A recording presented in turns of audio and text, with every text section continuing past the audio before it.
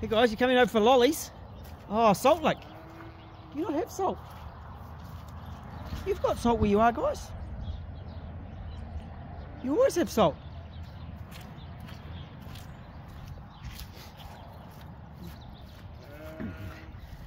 And the ewes are back from the neighbours. They've done a lap of my farm very quickly, my paddocks. And the neighbour's farm has now been sold, it's changed hands. It happened this week. And some of the ewes are looking like they need to put some drench up them, which I try to avoid. But there is a problem lamb in here which I'm going to sort today. And I've got to find it. Here it is, it's that one right there. That one right there. You can see it's holding its leg funny. I would say, I actually not long ago got a photo of all the ewes and lambs in the shed. It was a bit wet and cold here today. That's that shedding, and I need to do a video on the shedding. But right now I need to focus on this little lamb here. And you can see it's done something to its leg. I've had a bit of an investigation.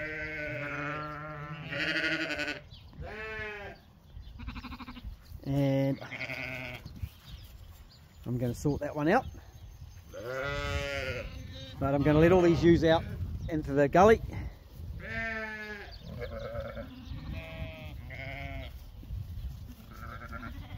And they can continue growing their lambs.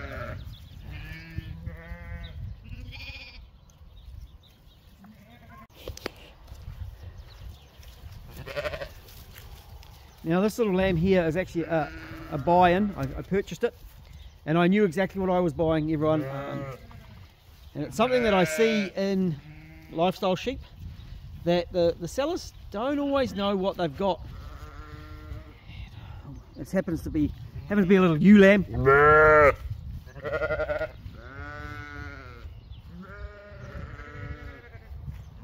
And beside its sore leg, which is just speeding up, so we're actually not looking at the leg, we're looking at its mouth. And if we look carefully at that lamb, we will see that it's got an undershot jaw, and it's really quite bad. I'm going to capture it and we'll have a bit of a closer look at that. Right. And now it's in a shed with its brother, and you'll see its brother has also got an undershot jaw. Now the plan was actually to put both of these in the freezer straight off mum. This one with the sore leg, I have had an investigation and I could try to treat it, but I'm taking a more severe route. So now the fate for this lamb isn't good. So for anyone that doesn't want to discuss that in an open manner, that's the decisions that farmers make, then please stop watching now. I don't want to do what I'm going to have to do. I'm going to euthanize that lamb. But I think it's a better choice than rather than trying to treat it. It's going to struggle to eat grass properly with the jaw as bad as it is. And now it's got a sore leg as well. It only just happened on the weekend, just been a few days ago. And I've been monitoring it. I've had a check of it. And so I made the decision last night.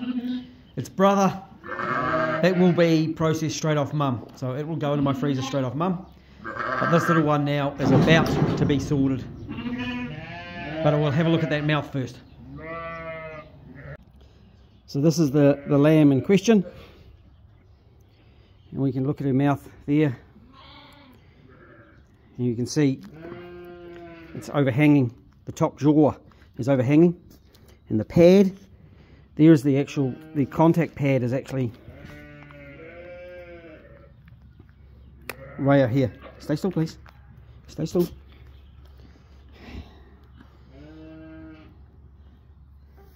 And so the teeth are way down here.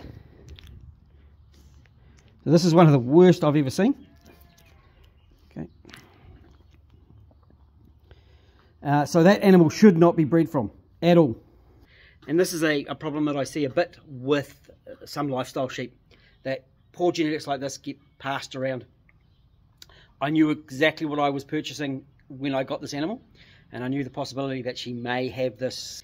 I knew that's what I was getting, and the intention was always to put her in my freezer to stop this. And I got called out on this, same person actually. And they sold me some sheep in good faith. And they just simply didn't know. They were friends of mine. And they didn't know that this was actually a problem with sheep. And so that's part of why I make these videos, to try and show off these issues like this. And to educate people in that we should check these animals. We should check feet. This one, of course, has got that sore back leg. It won't be sore in a little bit.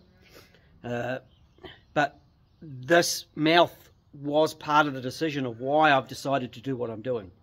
Because she can't graze properly. She can't get in and eat that grass. She's at an age where she should be swapping over from milk to grass.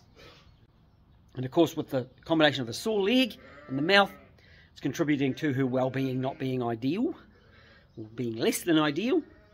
So the harsh reality of farming is sometimes we have to make very hard decisions. This will also mean that her brother can focus on getting more of that milk off mum and growing faster as well. He's got the same thing. I actually happen to have one of her half-sisters. So this trait is very strong in that ewe.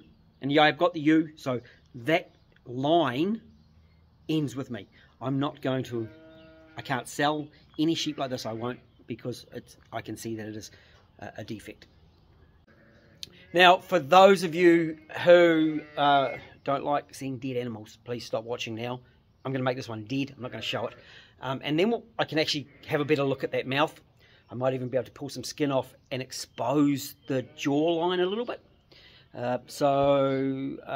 And I will know, I'm not going to waste this animal. We're going to inspect that back leg. If it's not infected and it's just broken like I think it might be right up in the top of the hip joint, damaged in there, then she's going to go in my freezer, even though she's only little. If there is a problem in there that I don't feel it's safe for human consumption, then it is donated to my neighbour. He's 91 and his dog is massive, and it's quite partial to some land. And also a little note here is that the undershot and overshot jaw definition changes between animals. If you have a dog, it seems to be related to the top jaw, so the undershot overshot is opposite to a sheep, which is based upon the bottom jaw. Another name for this condition is parrot mouth. That solves the problem of undershot and overshot. And if it's the other way around, if the lower jaw is protruding past the pad, then on a sheep it would be a monkey jaw. Right, this one here, I want the dirty bum, happens to be that lamb's half sister, and she's not nearly as bad. She's kept pretty good condition on.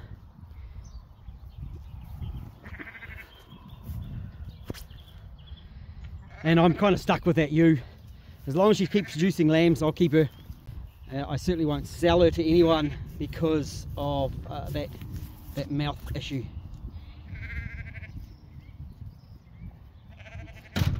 The weather is rolled in again, and I bought the clothes off the line. No, actually it was a lamb. Right, this is your last warning. If you don't want to see dead animals, stop watching. Right. So there is my massive lamb. Yeah, it is a whole, it was 15 kilos live, and we are 8.4 kilos carcass. I took the kidneys and the liver and the heart, of course, kept them, and it is damaged right up in here, right in that top joint. So this back leg will come off and be dog food, but the rest I'm quite happy to use. There was no infection, there's no other issues in there.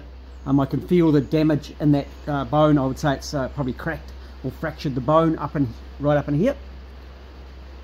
I will have a proper look at that, but here we go. That's the one of the smallest lambs I've ever had to process.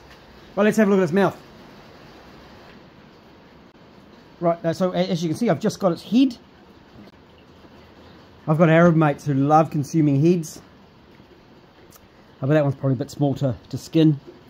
But let's have a look at this mouth. So there's the contact pad for where the teeth are meant to hit, and it's meant to contact right out here on this pad, right, and that's how it bites the grass off, and then its teeth are meant to touch that contact pad.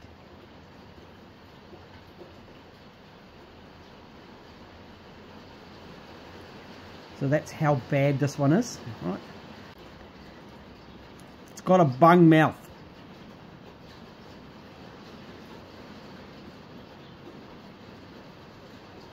You can see that it's going to struggle to eat because of that deformity.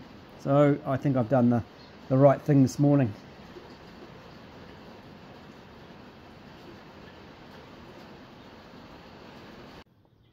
But I was also asked how the back teeth are lined. So I still had the head here. So there's the front. It's hard to get a shot. And then we come back here and there's the back teeth. So they actually aren't too bad.